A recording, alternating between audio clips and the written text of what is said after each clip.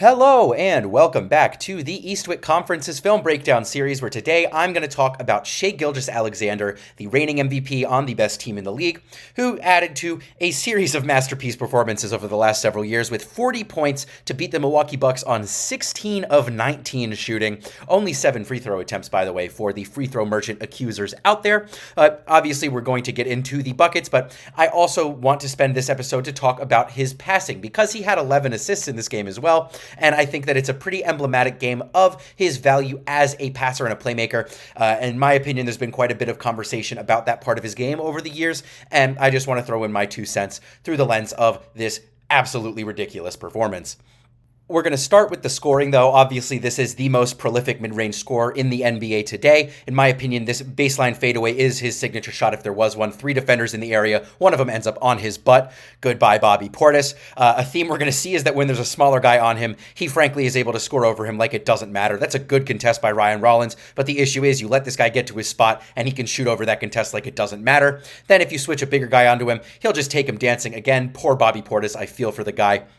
He also shot 2 for 2 from three-point range in this game. If you want another piece to his potential MVP candidacy, it's the fact that he is shooting a 1/10 of a decimal point under 40% from three-point range on the season. The pull-up three has been kind of the final form of his offensive game this year. Really, last year it started, but it's really come together for him to just become a total complete scorer. But if you'll notice, I said he made 16 shots in this game. We only just saw 5, and those were all of the three-point and mid-range buckets that he scored in this game. And that is because the bulk of his damage was done at the rim. This guy burns people from the mid-range because they try to stop him from getting to the basket. If you can't stop him from getting to the basket, he is going to drive right around you, potentially even right through you, and get to the rim, which is the foundation of his offensive game and what makes him so deadly really to start with, because the mid-range is kind of the unstoppable cherry on top once you can't stop this guy from getting to the basket. Again, we see smaller guys. This time it's Gary Trent Jr.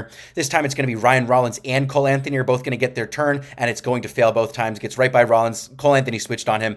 And the thing that I love to watch about Shai is that change of pace. On that gather, you see how he went from slow to fast so quick. Here, slow to fast to slow. Behind the back, gets right by him. This is actually one of the 3 misses he had in the game, and he's able to put it right back over smaller guys. Here it's Kyle Kuzma, and you can see that change of pace right at work, sizes him up with that between the legs, and is able to just get right by him. Andre Jackson, he goes under him here. That's another thing. His body control is just out of this world, being able to get right underneath guys. Really just an unstoppable one-on-one scorer. Bobby Portis has no chance once again. That change of pace into that size up for the floater, another thing that we've seen him, an area of comfort for him. Here, they try to trap him with 2 guys on him, and he could just dribble right through it. His handle is good enough, and that scoop right past the Giannis contest, it really doesn't matter. Sizing up a smaller guy once again, you can see it doesn't matter the size of the player on him. He is able to get by him, get to the basket, and finish however he needs to once he gets to the rim. This Ryan Rollins and Bobby Portis are just getting absolutely cooked. You can see the scoop, the floater, however he needs to beat that final contest, he is able to do it with so much ease and comfort. But the reason I started with this is A, he had 40 points and missed 3 shots, and B, I think that it's a really good way to set up his playmaking, which is really the conversation that I want to have today.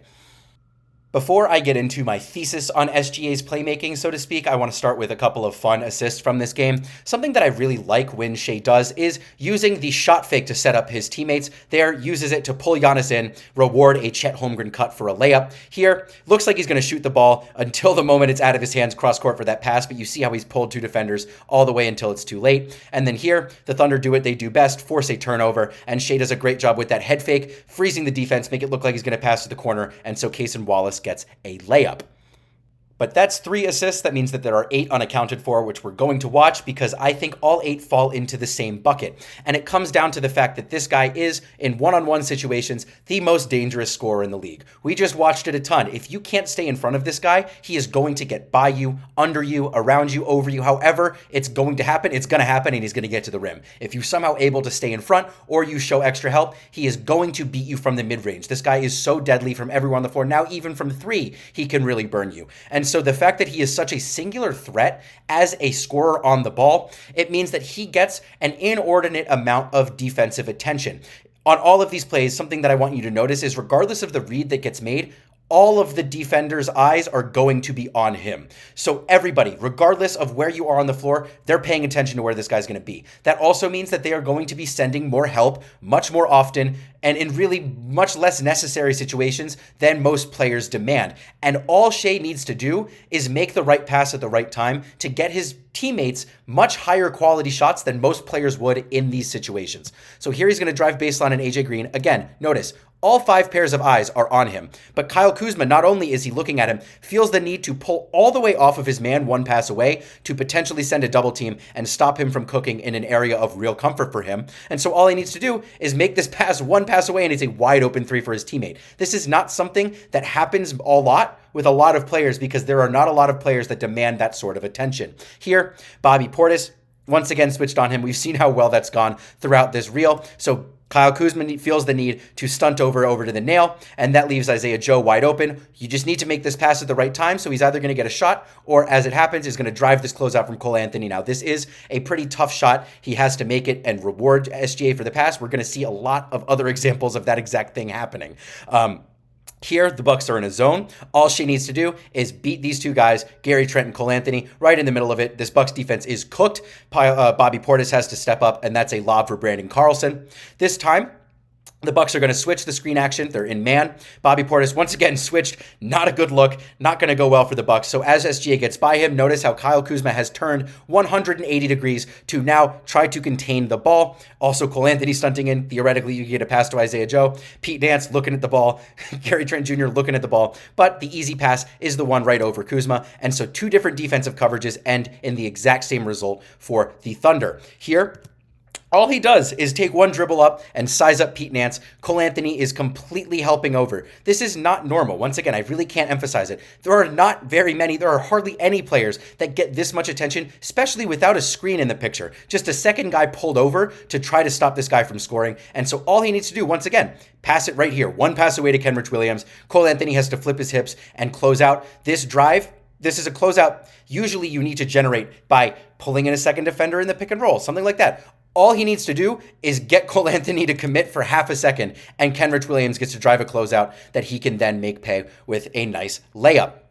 This time, he's going to look like he's going to get a screen up here from Isaiah Joe. Ryan Rollins is glued over here. Kyle Kuzma is trying to stay in front. But Bobby Portis also is completely pulled in. So once he drives past this, rejects this sort of decoy action, Kuzma possibly could have actually contested this shot if he pulls up from the mid-range here. The Bucks are so scared of him getting burnt one-on-one. Bobby Portis is once again pulled all the way in to potentially close a driving lane, and that's a 1 pass away, open 3 for his teammate. The defensive attention is just so inordinate. Here, high pick and roll. Pete Nance in a drop. They're both completely ignoring Brandon Carlson, who then is wide open on this pick and pop 3. These are good shots being created by his teammates, literally just by virtue of him getting maybe 1 screen or even just driving past his man. He gets right by Ryan Rollins, had no chance. AJ Green has to pull over. This is a little bit saucy on the pass, but Kenrich Williams is able to catch it in the dunker spot and get a really easy layup. So SGA isn't the most advanced playmaker in the world. This is true.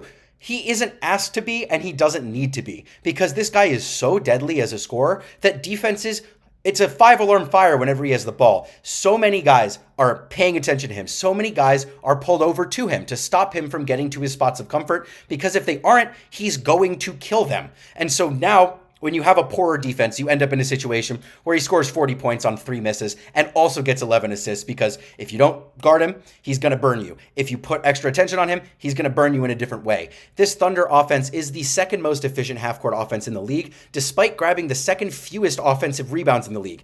In a league today that is emphasizing offensive rebounding more than at any point really in the last decade, that is incredible. And a lot of it, in my opinion, boils down to the fact that this guy is not only so deadly as a half-court scorer, but super clinical about making the right read all the time to create good offense for his teammate in a pretty unconventional way.